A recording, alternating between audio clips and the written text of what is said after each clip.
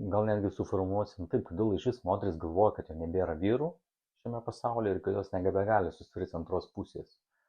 Mano galva, kad problema yra tame, kad iš jų žmogus tampa prekė. Mes norim įsigyti prekę.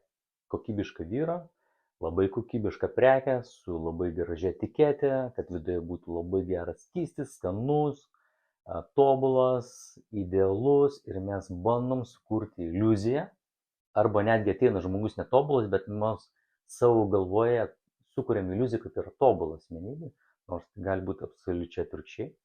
Tai mano galva, kad pirmiausia, tai išmesti savo iliuzijas ir atvirai pasižiūrėti į save, o ne į tą žmogų.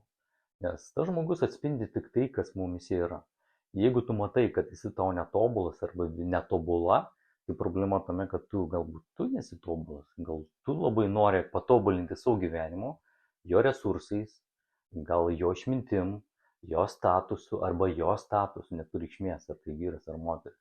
Pradėkime nuo to, susitvarkome su savim, pripažįstame, kokie esame iš tikrųjų, pasidarome sąrašą, ką norėtume patys pakeisti savyje, kokių savybių mums patiems trūksta ir kurias norėtume turėti. Ir kai visą tai gyvendinsim per kažkokį X laiką, mano galva, kad ir surasit partnerį, kuris lygiai bus toksai pats kaip ir jūs. Bet jeigu jūs esat netobuli ar nebo netobula, nepavadinkim, nėra tobulumo, šis tokias kaip sąvokas, bet kaip hipotezė, ne?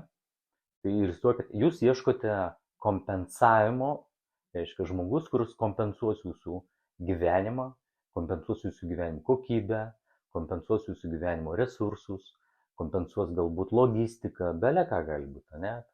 Suknelės, skrydžiai ir visą kitą, ką mes matome Instagramuose ir Facebook'us.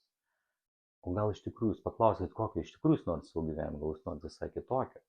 Gal norite visai kitaip gyventi ir pasiekti savo gyvenimo tikslus be kito žmogaus, nes realiai žmogus, kuris yra laimingas, jam nereikia antros pusės, jinai savaime atsiras, kai tu tapsi laimingu žmogumi, atsiras laimingas žmogus.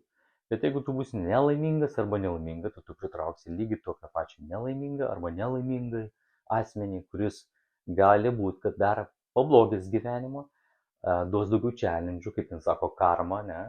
Gausi karmą ir dėsnį ir galėsi pasidžiaugti savo gyvenimo trupiniais.